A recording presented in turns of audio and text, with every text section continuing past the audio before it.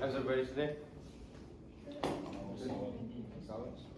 Okay, so we're going to be finishing up chapter 2 today, so we're going to look at, just do a real quick review of orbital hybridization, and we're going to look at some of the consequences of that orbital hybridization.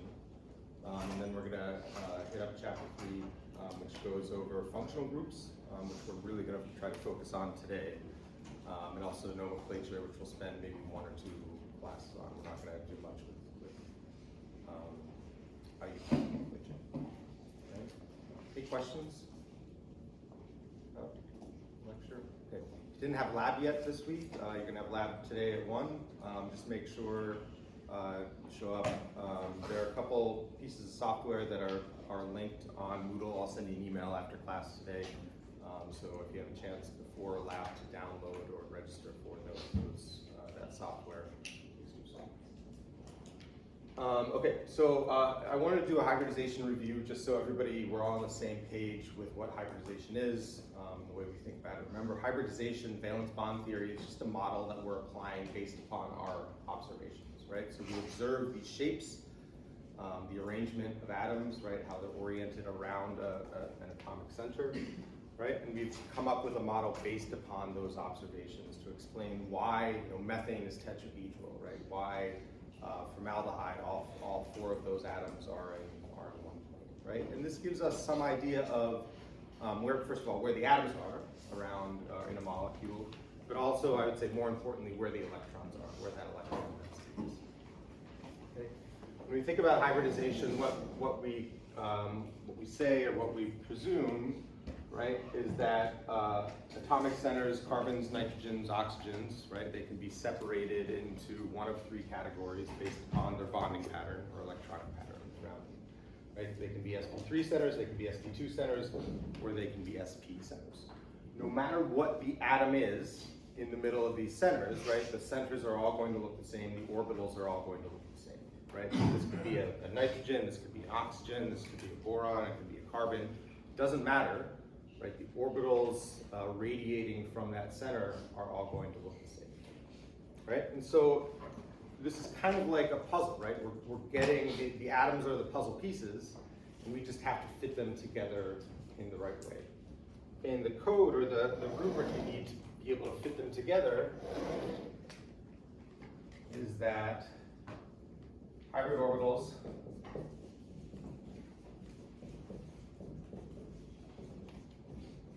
will overlap with other hybrid orbitals.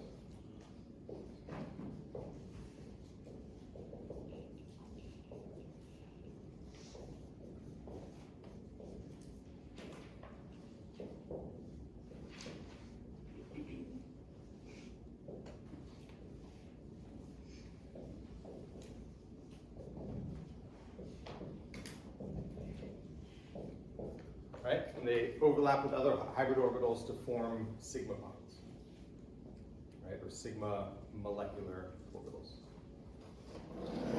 And when they overlap,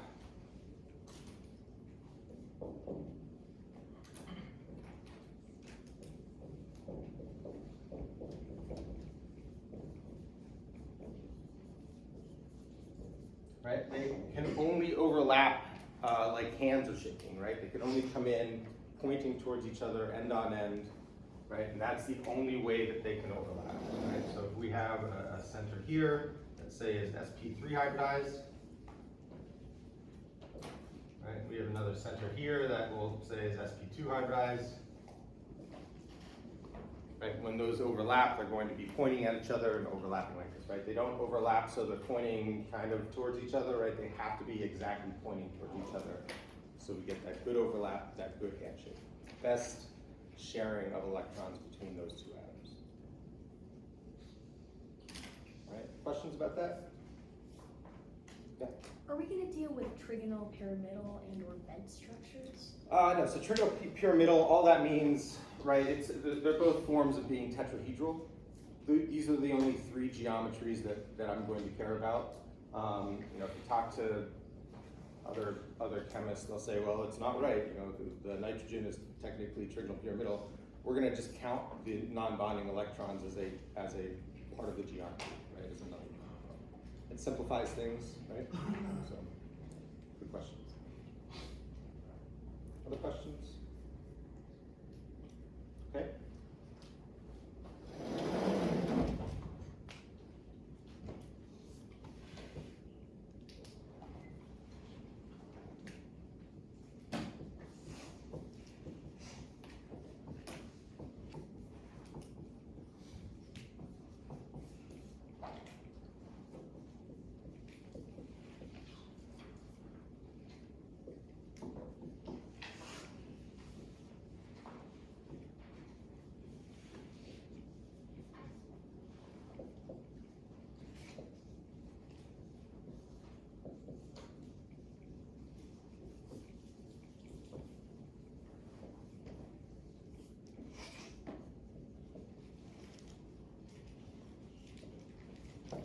Okay, so hybrid orbitals sp, sp2, sp3, right? They can also overlap with the 1s orbital, right? And these are bonds to hydrogen, right? From carbon, from oxygen.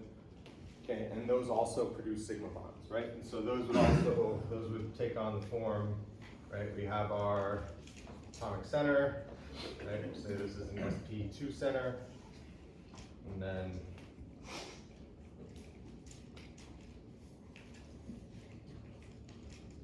overlapping, we have the 1s. Right, so sigma bonds, or I don't want to really call them sigma bonds, but sigma bonds in between atoms, those come from the overlap only comes from the overlap of hybrid orbital with another hybrid orbital, right, end on end, right, or hybrid orbital with a hydrogen 1s orbital. That's the only way to form a sigma bond. Okay, so when we fit these pieces together, right, when we're thinking about the orbitals, the hybrid orbitals coming out of an atomic center, when we fit them together, we can't fit them together so this sp3 orbital is overlapping with this sp2 orbital, right, because they're not pointed in the same direction. In order for those hybrid orbitals to overlap, they have to be oriented in the same direction. Okay?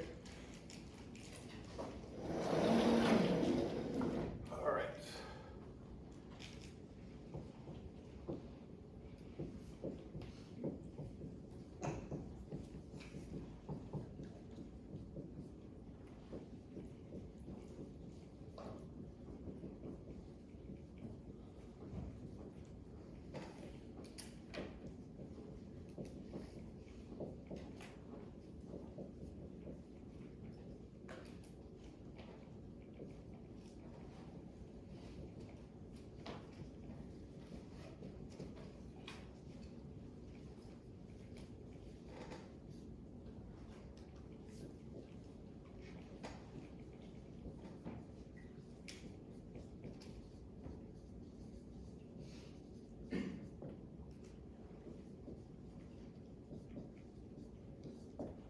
Right, so the last thing, right, there are only three things that you need to know to fit these pieces together, right, which makes it relatively straightforward.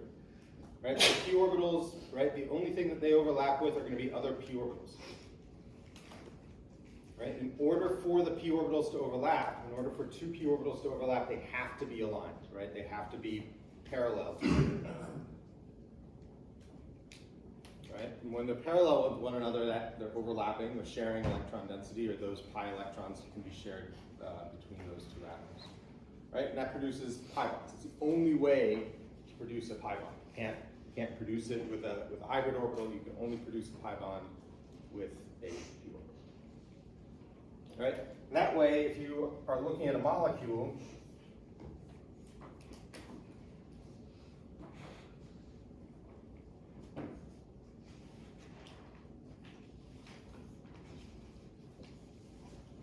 right, say we draw something like this.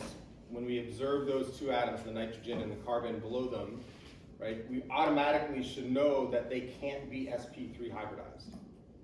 And how should we know that they can't be sp3 hybridized? Just based on the bonding pattern.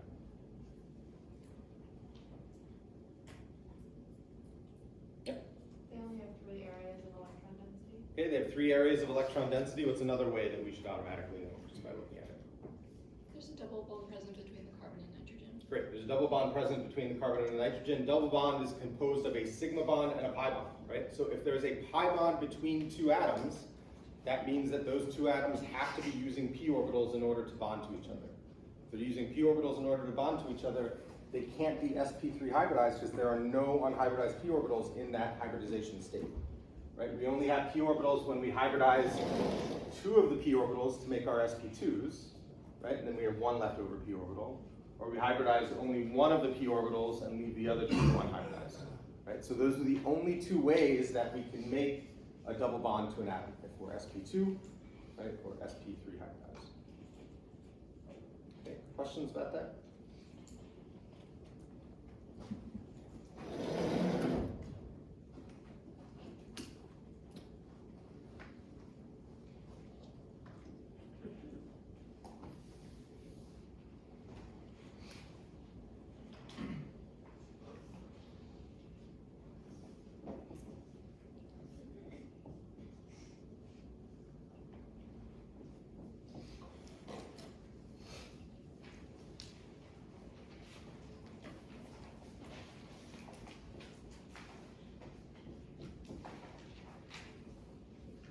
Okay, so have you all heard of cis and trans isomers, E and Z isomers? We went over that a little bit last year. So hybridization is going to play a role in the isomerization of stereoisomers, specifically the cis trans or the ZE isomers.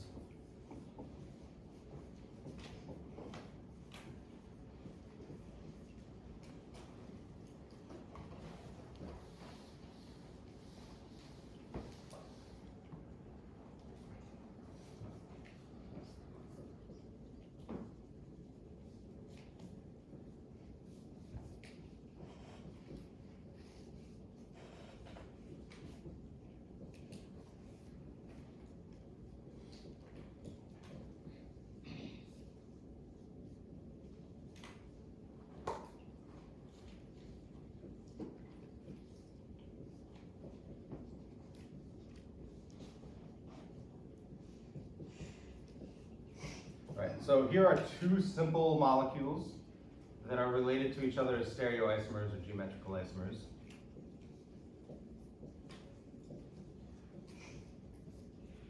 Right, and I've used them, or I've named them using IUPAC nomenclature, which we'll get into maybe later on today. Okay. Molecule on the left we would refer to as E2-butane. All right, this would be the trans isomer. All right, the molecule on the right would be Z2-butene, right, which is the cis isomer. Right, a little note about these terms. Okay, trans and cis are terms that are used to describe orientation in a lot of systems, orientation of 2 things or more things in a lot of systems, right? So we can use cis and trans to to describe the arrangement of atoms around a metal center. We can use cis and trans to describe the orientations of groups coming off of a ring, right? And in this case, we can use cis and trans to describe the arrangement of substituents around a double bond, okay? So cis and trans are general terms that can be applied to a lot of different systems. E and Z, right? These are going to be specific to double bonds, and these are the letters that I want you to remember, right? E is going to be trans, Z is going to be cis. E and Z, they just stand for German words. E is entgegen, which means to go through, and Z is zusammen, right? Which means on the same side. So that's where those letters come from, but they are specific to alkene systems, or they're specific to double bonds, right? So I want you to get used to using E and Z isomers to describe double bonds. Right, so what is the difference between these? You can describe the difference. Whatever side the higher priority's on. So like for the first one, they're opposite, and then for the second one, they're the same side. Good, so if we orient ourselves, right, and we call this carbon an end of the double bond, we call the other carbon the other end of the double bond, right? And then we say that the double bond is going to have two sides.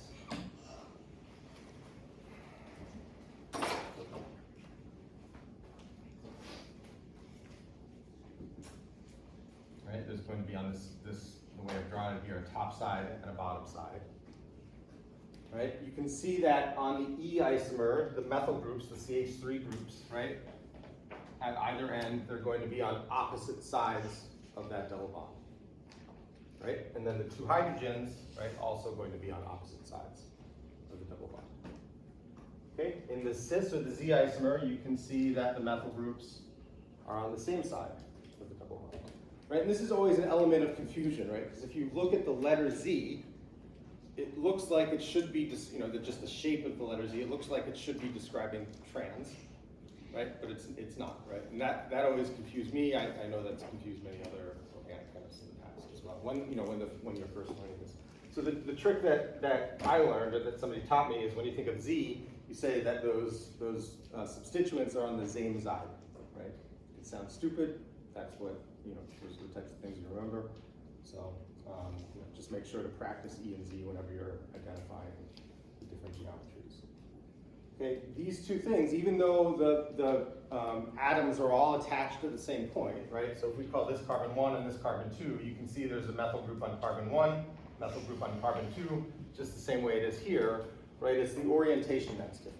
So even though all of the atoms are attached to the same atoms, right? These are two different molecules. They're going to have different boiling points, right? They're going to have different refractive indexes. They're going to have probably different smells. Different physical properties. We'll be able to analyze them and get completely different pictures of these same molecules, right? So why can't these two things interchange with one another? Yeah. Because the double bond in the middle doesn't allow it to rotate around. Okay, so there's a double bond in the middle and we can't rotate around double bonds. Why not? Because it takes too much energy to break them apart and then put them back together. Good, so it takes too much energy to break them apart and put them back together, right? And that's a really important point. Remember, whenever you have two electrons being shared between two atoms, right, those electrons are more comfortable than when they're on their own, right? So it's a lower energy state for two electrons to be shared between two atoms than it is for those two electrons to be separated, one with one atom and one with the other atom, right? And so when we're thinking about these molecules, and I'll draw this out. Carbon, and we have a sigma bond in between.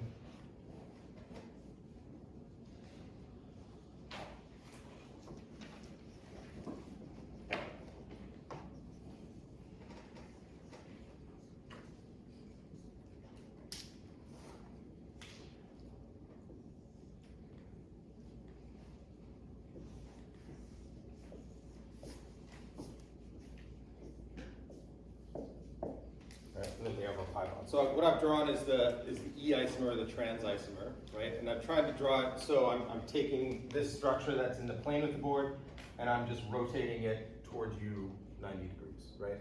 So now the methyl group, rather than being in the plane of the board, this methyl group is coming out towards you, right? this methyl group is kind of oriented towards the back. Right, and I did this to show where that pi electron density is, right? So if all 6 of these atoms, or all 6 of these atoms are in one plane, right, that's orthogonal to the board, that means that the pi electron density is going to be above and below that plane. Very important, right? We talked about that the other day, where those pi electrons are. Okay, in order for the trans isomer, the E isomer, to become the cis isomer, we have to be able to rotate around that bond, right? We have to be able to rotate around that center. But what happens, right, when we're in the trans isomer, those 2 p orbitals are overlapping, right? And the 2 electrons in that pi bond, okay, they're being shared between the 2 carbons. What happens when we start to rotate to get to the other isomer, to make the other isomer? Yeah. Good, so p orbitals are no longer like one another, right? So when we start to rotate, right, we lose that overlap. So one of the p orbitals is going to be misaligned with the other p orbital, right? And when that happens, in order for that to happen, we lose that molecular bond. So here, those 2 electrons are being shared, they're nice and comfortable, right, low in energy. When we start to rotate, now those 2 electrons have to separate, right? One electron has to go to one atom, one electron has to go to the other atom, until it locks into position on the other side, right? And then they can be shared again. But that energy state, right, to go from the E isomer, around to the Z isomer, while it's rotating, it's going to be too high in energy, right? So the energy consequences of that rotation are too great. And as a result, we can't just interchange between these 2 molecules, right? And so they are, because of that, they're technically 2 different molecules, right? Going to produce different physical properties or have different physical properties. Okay, questions about that? Okay, sigma bonds, we can rotate around them all we want, right? We can just twist and twist and twist and spin and spin and spin, right? Double bonds, pi bonds, right? In order to rotate around a double bond, you have to lose that pi connectivity, and the energy consequences typically are too high. Okay, and that's when we see E and Z isomerism. Okay, questions about this? Yeah. So would isomers around a sigma bond kind of have this similar properties then, since it's so easy for them to? Yeah, that's a good question. So let's draw out a molecule.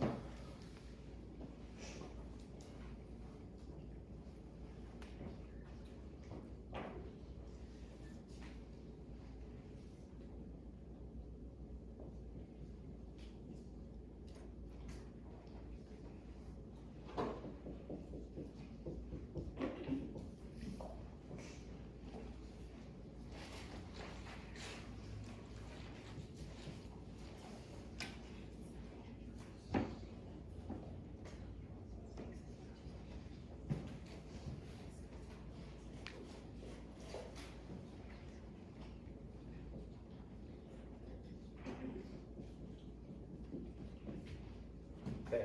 D, does anybody know what D stands for? Deuterium. Good, deuterium. Right, this is an atom you're going to see a lot of this semester. We're going to use it to replace hydrogen. Deuterium, what is deuterium? Nobody knows what deuterium is? Okay. Isotope of hydrogen with 2. Good, so it's an isotope of hydrogen, right, with 1 neutron. So hydrogen is 1 proton, 1 electron. Deuterium is 1 proton, 1 electron, and 1 neutron. So in terms of bonding, right, it behaves exactly the same way as hydrogen, right? It's just heavier. Okay, so how many people have heard of heavy water? Right, heavy water, all it is D2O rather than H2O, right? So it's heavy because it has 2 neutrons, whereas the normal water only has neutrons and oxygen. Okay, so D is deuterium, right? So when we look at this molecule, you can see the way that I've drawn it, right? The methyl group on the left is kind of pointing downward, right? The methyl group on the right is pointing upward. Okay, the fact that these central 2 carbons are connected by sigma bonds means that we can freely rotate around that sigma bond. Right? If you think about 2 hybrid orbitals pointing to each other and overlapping, right? Hybrid orbitals on that axis are going to be symmetrical, right? So if we rotate them, it's going to look the same way no matter which way it's rotated. Right? So single bonds we can freely rotate around, right? And so I could draw this in another way.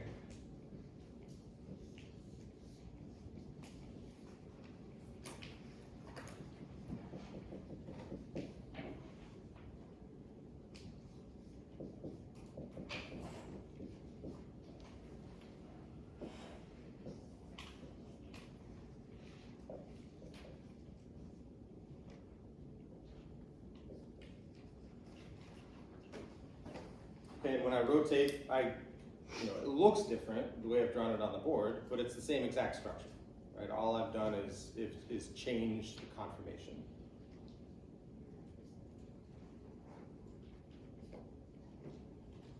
Right, so let me give you an analogy, right? Changing from this to this is like me standing like this versus me standing like this versus me standing like this, right? All I'm doing is just kind of changing the shape or the orientation, right? Moving joints around, okay? If I were to go from an E stereoisomer, an E alkene to a Z alkene, right? That would be equivalent of me ripping my arms off my shoulders and my legs off my hips, right? And placing my arms on my hips, right? My legs on my shoulders, right? So in order to go from an E or a Z isomer, right, you have to break a bond and remake a bond. In order to go from this to this, right, all we're doing is just rotating. We're just adopting a different configuration, right? There are energy consequences to that, but not very big. All right, questions?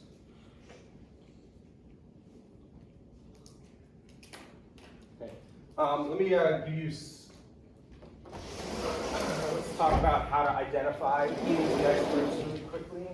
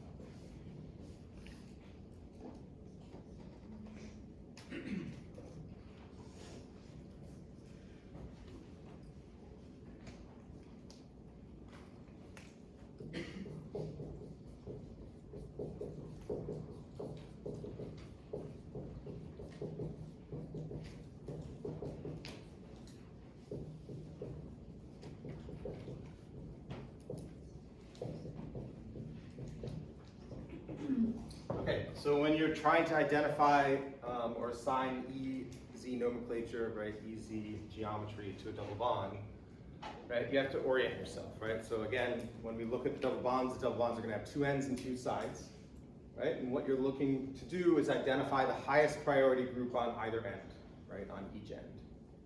Okay, and if those two groups are on the same side, the high priority groups are on the same side, it's going to be a Z isomer. If those two high priority groups are on opposite sides, right, it's going to be a Z isomer.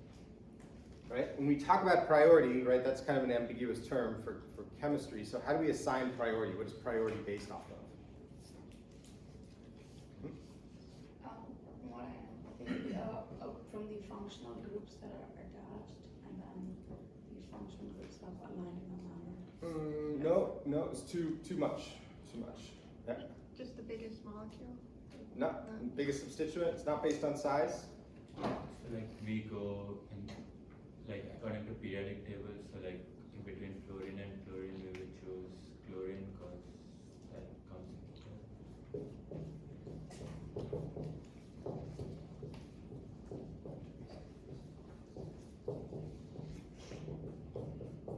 Right. Priority is going to be based on atomic number.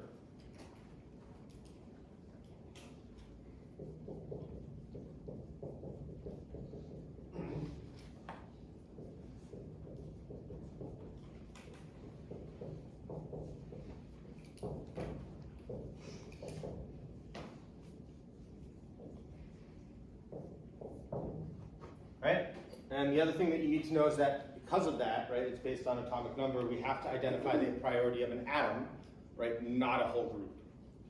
Okay, and so when we do this, we have to work atom by atom, right? We're not going to look at a group and say, oh, this is bigger, or this group has more atoms, right, or this group includes a bromine, right? We have to work away from the double bond atom by atom, right? So let's look at the end on the left first, because this is going to be easier. Right, so on the end on the left, we have a fluorine and we have a chlorine.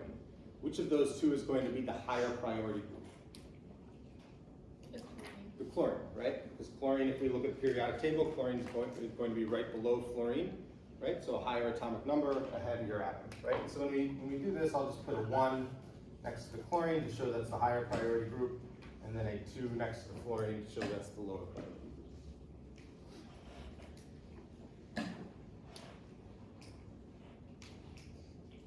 All right, now we're going to move to the other end, and I'm going to actually draw these hydrogens in here.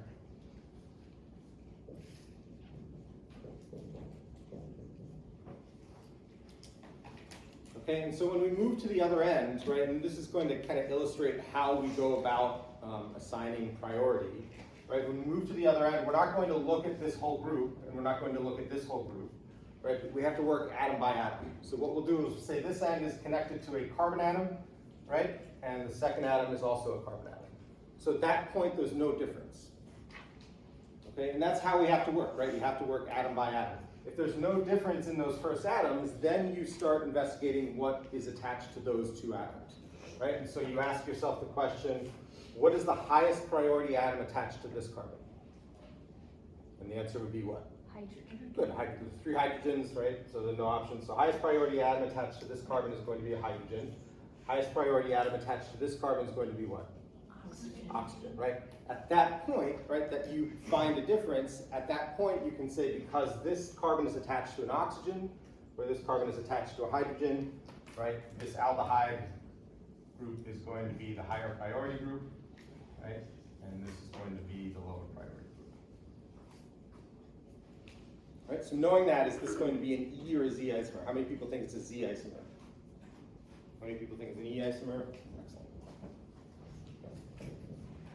You guys want to do one more? Just one more, yeah?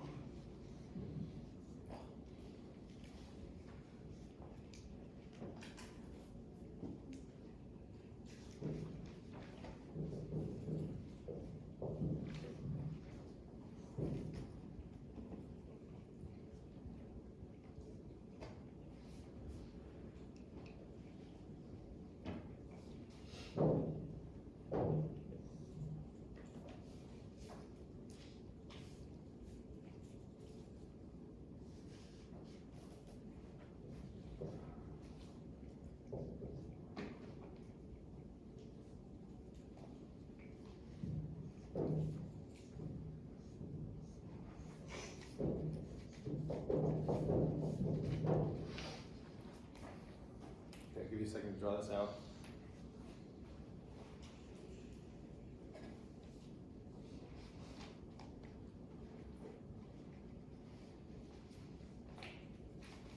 Okay, right, so when we're looking at double bonds, you know, when you're first starting out, right, you're learning structures, you're not, you know, completely familiar, completely comfortable with organic structures. It might be helpful to find the double bond, right, and then orient yourself. You know, determine what is an end and what is a side, right? And so I would say this is an end here, right? This is an end here, right? And then we have our left side and our right side.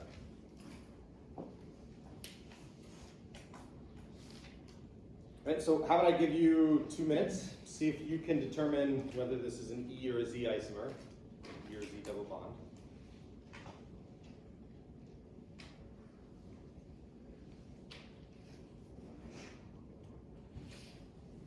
If atomic numbers are the same, then you can use atomic mass to determine higher priority.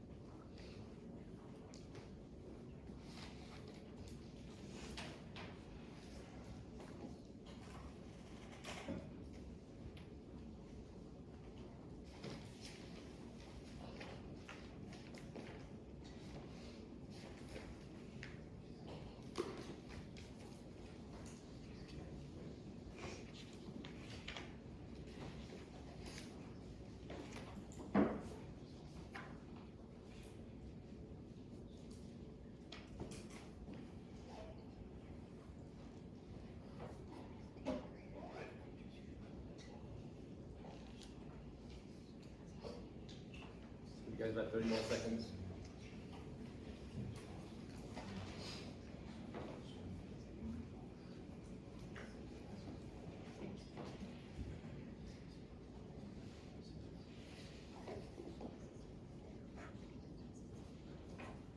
Okay, let's go over this. All right, so we'll look at the end on top first, right? You can see this end on top, right? It's connected to 2 carbons.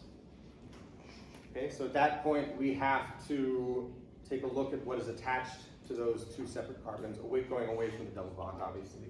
Right, so we'll ask ourselves, what is the highest priority atom attached to this carbon? Hydrogen. Say it, was that nitrogen? Did you say nitrogen? No, hydrogen. Hydrogen, highest priority atom. Carbon. Carbon, good. Highest priority atom attached to this carbon is going to be another carbon. Right, highest priority atom attached to this carbon. Carbon, good. So no difference there. Second highest priority. Carbon, right? Second highest priority here. Carbon, right? No difference. So then we have to say, okay, third highest priority or lowest priority atom. Hydrogen, lowest priority atom.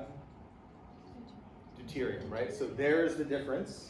Okay, so which of them is a higher priority group? So going off to the left, right?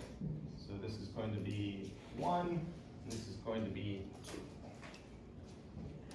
Right, so you have to work like that methodically. You have to ask yourself, highest priority. If that's the same, right, second highest priority. If that's the same, go down to the lowest priority. If all 3 are the same, then you have to start working out farther, right, until you find a difference. Okay, if we look on the bottom again, right, that N carbon is attached to 2 other carbons, right? So highest priority atom attached to the carbon on the right. Oxygen, right? Highest priority atom attached to the carbon on the left. Fluorine, which is a higher priority group. Good, the one attached to fluorine. Right? Fluorine is to the right of oxygen on the periodic table. So this is 1, this is 2. So is this an E or a Z double bond? Z, good, Z double bond. Excellent.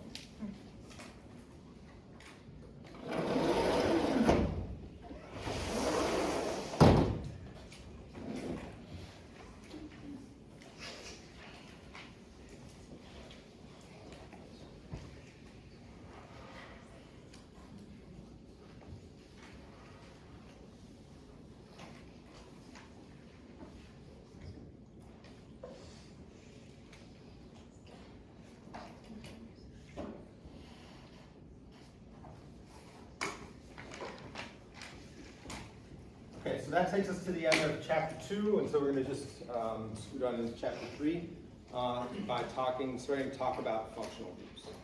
Okay. If you have your computer, you can log on Moodle really quickly.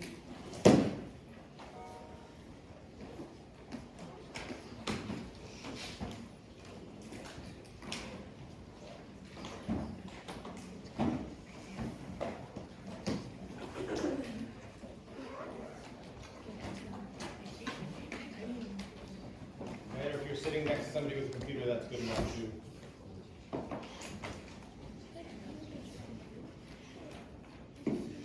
Okay, and if you head down to chapter 3, the top document in chapter 3, handout functional groups, open that up.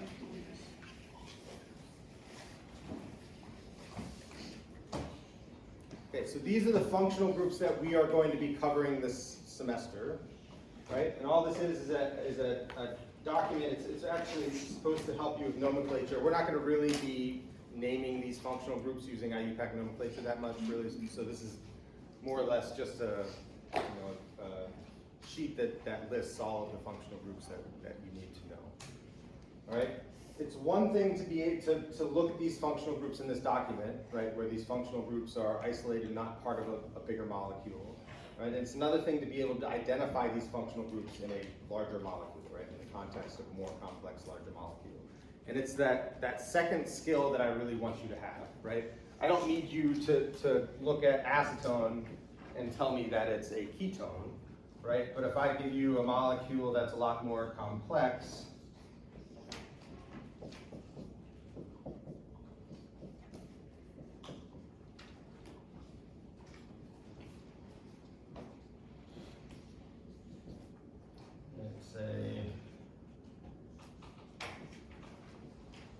this, right, I need you to be able to look at that and tell me all of the functional groups that are in this molecule. Right, so why don't we do that? Why don't you use that sheet, see if you can take a look at this molecule and determine what functional groups are present. Okay, there are going to be 4 of them.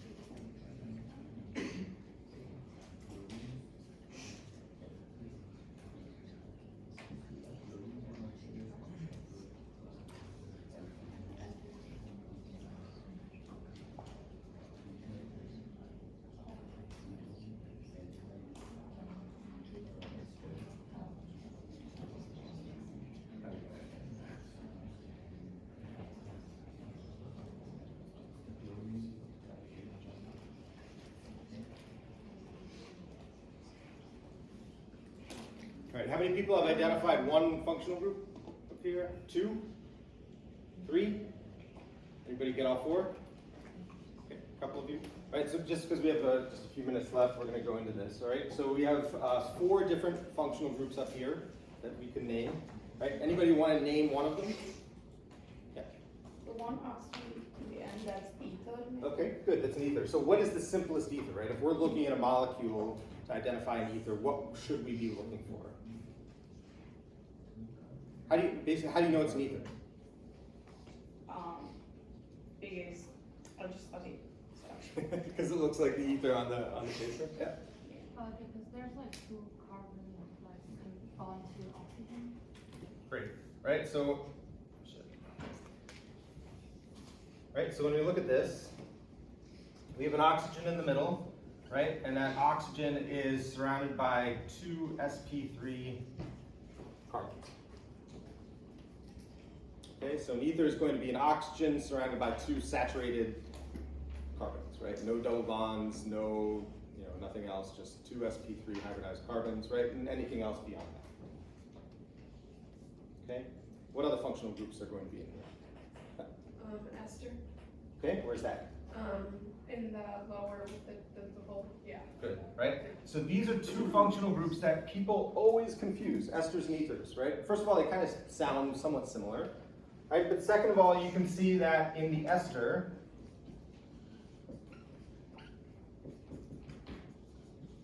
right, just like in the ether, we have an oxygen that's surrounded by 2 carbons, right? Here an oxygen surrounded by 2 carbons. What's the difference? How would we distinguish between an ester and an ether? Yeah. One of the carbons is sp2 instead of sp3. Good. One of the carbons is sp2 instead of sp3, and most importantly, an ester is always going to have a carbonyl group.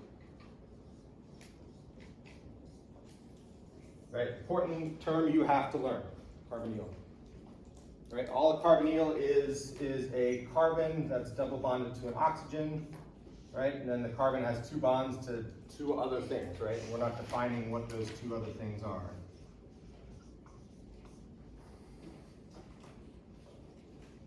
Okay, so we have our ester and we have an ether. What else is in here? Yeah. Between the 2 benzene rings, there's a ketone. Excellent. And how would you define what a ketone is? Our carbonyl group with 2 radical kind of like the R groups. Okay, yeah. So in this case, what are the R groups? What atoms? Carbon. Good, right? So ketone is always going to be a carbonyl. On either side of that carbonyl, right, on both sides of that carbonyl, there's going to be carbon, right? All ketones are going to take that same form. What those carbons are, right? There could be double bonds here. There could be, other cabbage, right? But that's the minimum requirement for a ketone. All right, and then what's the last functional group that we have? Yeah. Excellent, and aldehyde. right? And if you had to identify the difference between a ketone and an aldehyde, what would that be? Well, instead of like in the ketone, it's bound to R element. Instead of two, it's just one. Yeah, it's gonna be a ion. Excellent, right? So a ketone, that carbonyl is bonded to 2 carbon atoms, right? And an aldehyde, that carbonyl is bonded to 1 carbon and 1 hydrogen atom. Yeah. Why is that chlorine there not a alkyl halide? Excellent, right? So the last one that we have, Okay. the what? The alkyl halide? Yeah, well, not, we wouldn't call it alkyl, we just call it an organic Oh. halide. Because it's not, technically not attached to an alkyl group. Okay, so we'll come back to this on Friday. We'll go over nomenclature, talk more about functional groups. Don't forget workshop tomorrow night from 8 to 10. The Thursday workshops are going to be held in 2011, right? So the second floor room all the way at the end of the hall. This room is usually taken on Thursday evening.